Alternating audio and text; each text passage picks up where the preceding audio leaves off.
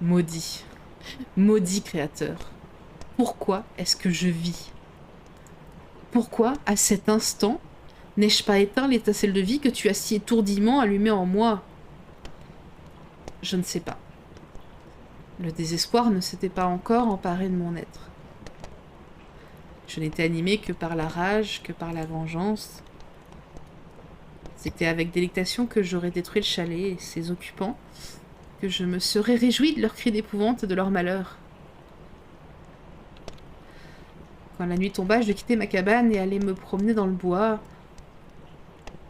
À présent, je n'éprouvais plus la crainte d'être découvert. Je libérais mon angoisse en poussant des hurlements effroyables, ainsi qu'une bête sauvage qui vient briser ses chaînes. Je détruisais les objets qui se dressaient devant moi, fonçant parmi les taillis à la vitesse d'un cerf. Oh, quelle affreuse nuit j'ai passée! Les froides étoiles se moquaient de moi, les arbres dépouillés étendaient leurs branches au-dessus de ma tête. De loin en loin, la douce voix d'un oiseau venait déchirer l'universel silence.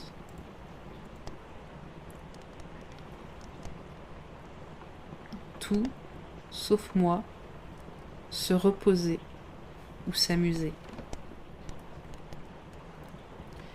Et moi, démon parmi les démons, je portais l'enfer en mon sein. Ne trouvant personne avec qui sympathiser, je voulais arracher les arbres, semer autour de moi la ruine et la destruction avant de m'asseoir pour admirer mon œuvre. Mais c'était là un paroxysme insupportable. Ces excès physiques m'avaient fatiguée et je m'étendis sur l'herbe humide, frappée d'impuissance et de désespoir. Parmi les myriades d'hommes existants, existait-il un seul qui pourrait avoir pitié de moi ou qui pourrait me secourir?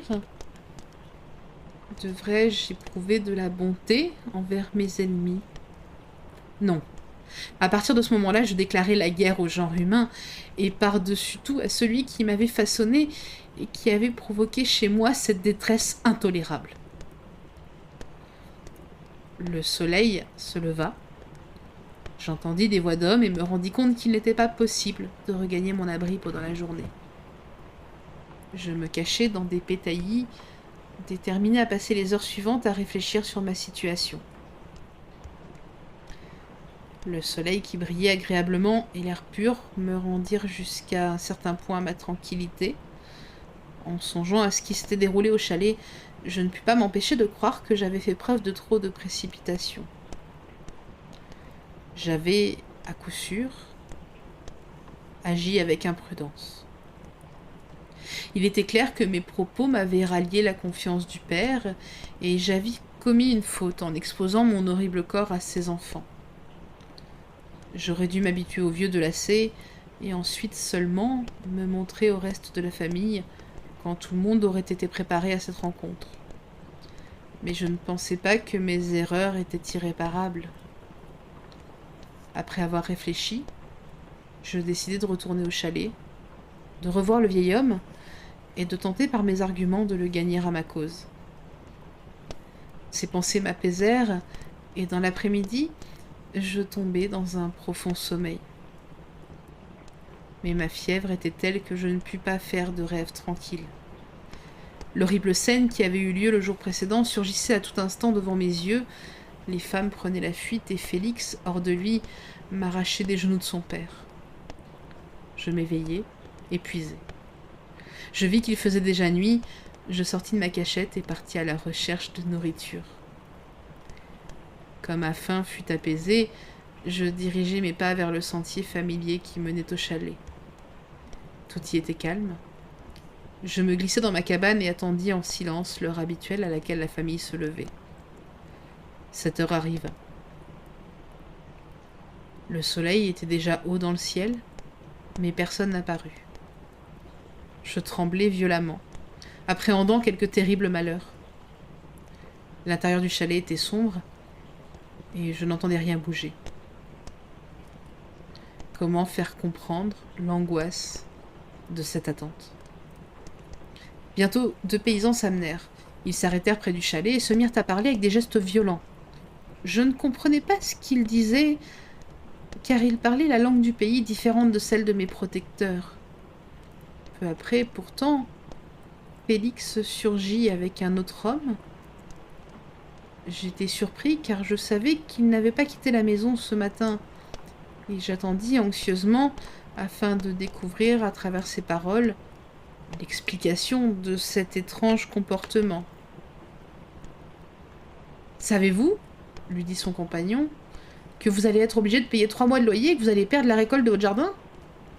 Je ne désire pas obtenir d'injustes avantages et je vous demande de réfléchir quelques jours encore avant de vous décider. » « C'est absolument inutile, répondit Félix. Nous ne pouvons plus retourner habiter cette maison. La vie de mon père est menacée à la suite des horribles événements dont je vous ai fait part. Mon épouse et ma sœur ne pourront jamais oublier leur épouvante.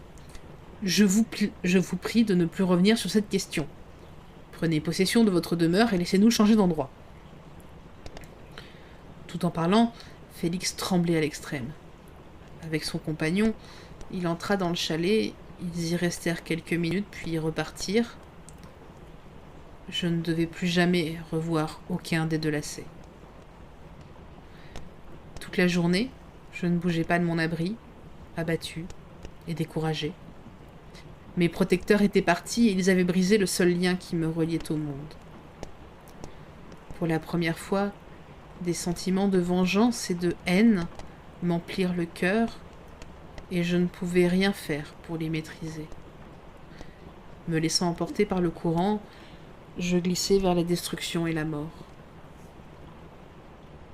Quand je pensais à mes amis, à la voix douce de Delacé, aux beaux yeux d'Agatha, à la splendide arabe, ces dispositions-là s'évanouissaient et j'étais pris d'un accès de larmes. Pourtant, je me disais aussi qu'ils m'avaient chassé et abandonné, et ma colère reprenait le dessus. Une colère aveugle qui me poussait à détruire furieusement des objets inanimés, à défaut de m'attaquer à des êtres humains. Au milieu de la nuit, je plaçai une grande quantité de bois autour du chalet. Puis, après avoir saccagé toutes les cultures du jardin, je patientai un peu avant de me mettre à l'œuvre. Plus tard, un vent violent bondit des bois, dispersa rapidement les nuages qui sillonnaient le ciel. L'ouragan s'accrut, ainsi qu'une avalanche, et fit jaillir en moi une espèce de folie, renversant toutes les frontières de la raison et de la réflexion. Je mis le feu à une branche d'arbre sèche, et me mis à danser furieusement autour du chalet que j'avais vénéré, les yeux fixés vers l'ouest, là où la lune approchait de l'horizon. À la fin, ses contours disparurent et j'allumai ma torche. Je hurlai et j'attisai la paille, les bûches et les branchages que j'avais réunis. Le vent aviva les flammes, lesquelles très vite encerclèrent le chalet, s'y collèrent, le léchèrent avec leurs langues meurtrières et fourchues. Une fois que je fus convaincu qu'il n'y avait plus aucun moyen de sauver le bâtiment, je quittai le voisinage et allai me réfugier dans les bois. Et maintenant, avec le monde contre moi, où allais-je conduire mes pas ? Je décidai de fuir loin du théâtre de mes malheurs. Mais puisque j'étais haï et méprisé, toute contrée devrait m'être également hostile.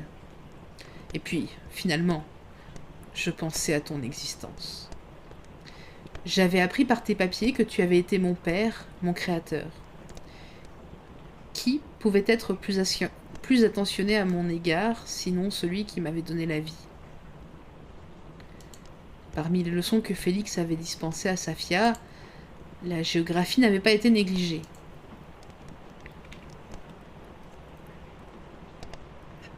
Laisse-moi atteindre le clavier, s'il te plaît.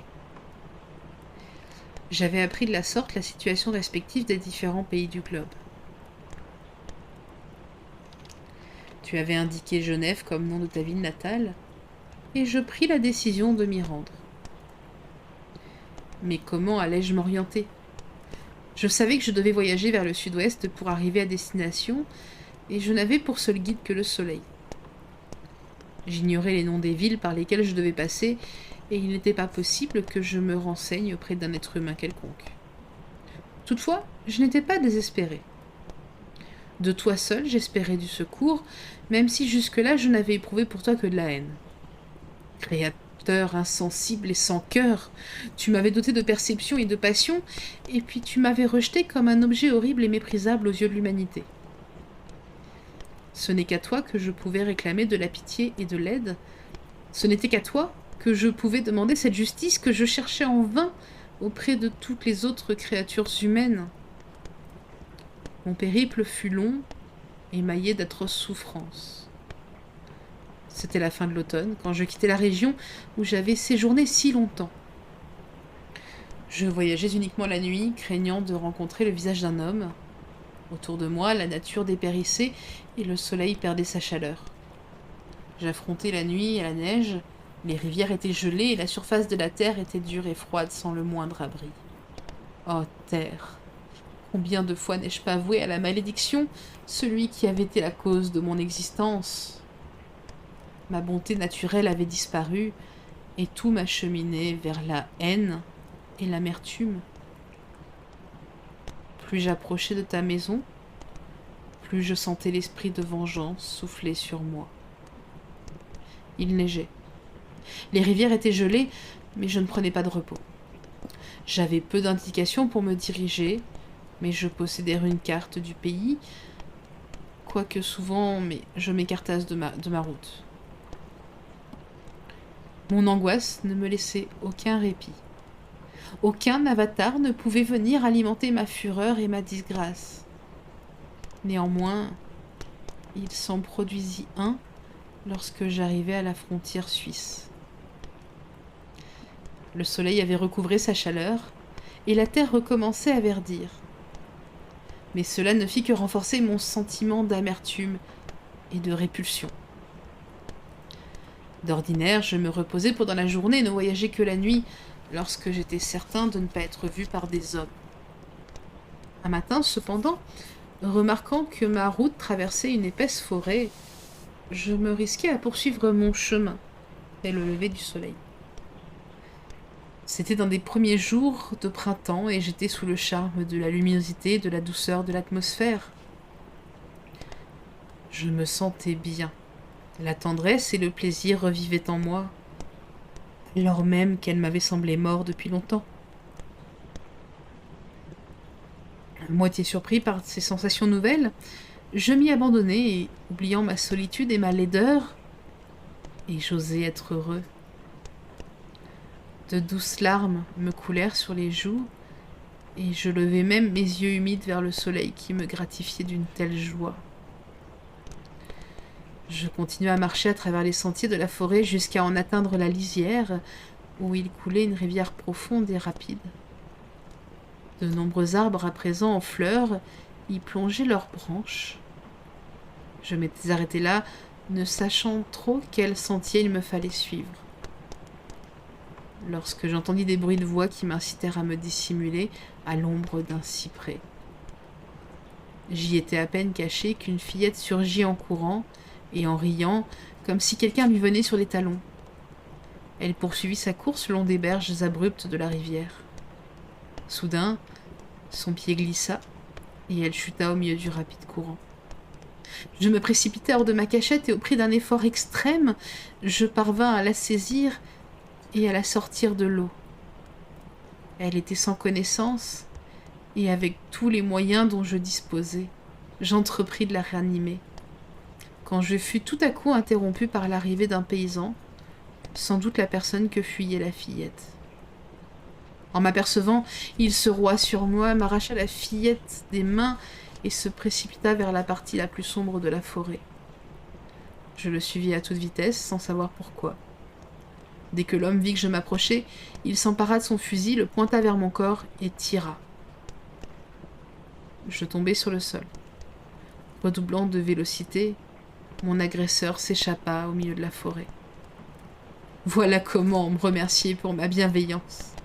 J'avais sauvé un être humain de la mort, et pour toute récompense, je recevais une blessure qui me faisait me tordre de douleur.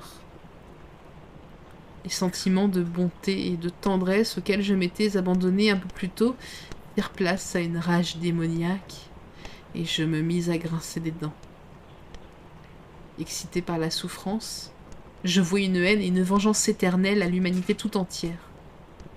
Mais mon mal eut raison de moi. Mon pouls faiblissait et je m'évanouis. De nombreuses semaines, je menai une existence misérable dans les bois, essayant de guérir ma blessure. La balle était logée dans mon épaule et je ne savais pas si elle s'y trouvait toujours ou si elle en était sortie. Et dans ce cas, je n'avais aucun moyen de l'extraire. Mes souffrances, en outre, étaient avivées par l'accablante impression d'injustice et d'ingratitude dont j'avais été la victime. Chaque jour, je criais vengeance. Une vengeance profonde et mortelle. La seule qui aurait pu compenser les outrages et l'angoisse que j'endurais.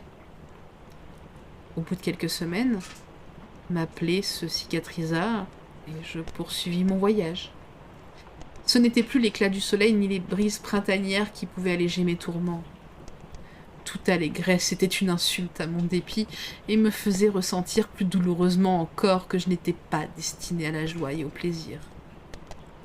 Pourtant, mes fatigues touchaient à leur fin, et 2 mois plus tard, j'arrivai dans les environs de Genève.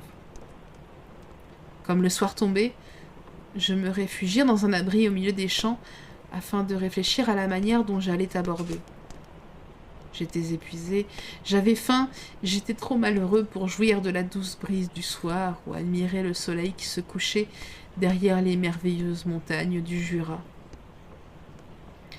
À ce moment, un léger sommeil dissipait déjà ma rancœur quand je fus réveillé par l'arrivée d'un beau garçon qui, plein d'agilité, venait en courant vers l'abri que je m'étais choisi. Et soudain, en le voyant, j'eus l'idée qu'une petite créature ne pouvait pas avoir, elle, de préjugés, qu'elle n'avait pas assez vécu pour connaître l'épouvante et la laideur. Aussi, si je parvenais à m'emparer de lui, si je réussissais à en faire un ami et un compagnon, je ne serais plus seule dans ce monde peuplé d'hommes. Obéissant à mon impulsion, je saisis le garçon au passage et l'attirai vers moi. Dès que ma physionomie lui fut révélée, il plaça ses mains devant les yeux et poussa un cri formidable.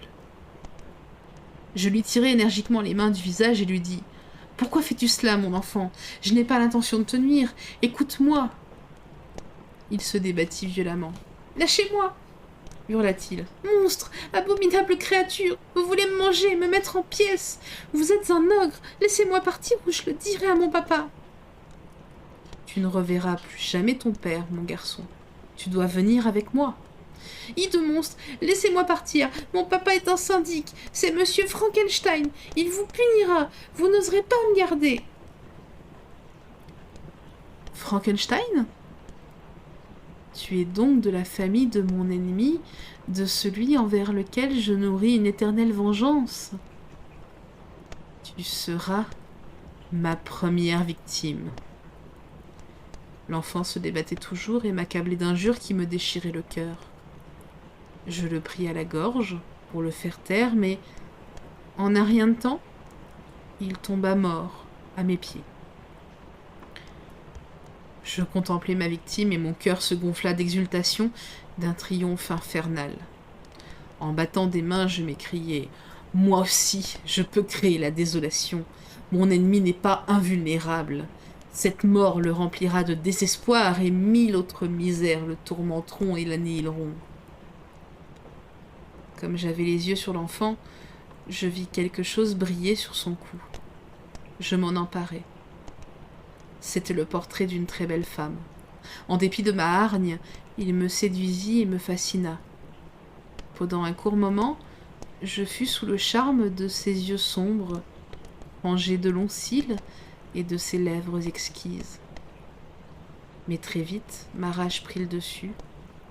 Je me rappelai que j'étais à jamais privée des joies qu'une créature aussi belle aurait pu m'octroyer, et je me dis que si celle dont je contemplais le visage me voyait, elle n'aurait plus cet aspect délicieux, mais une expression de dégoût et d'horreur. Peux-tu t'étonner que de telles pensées aient attisé ma fureur ?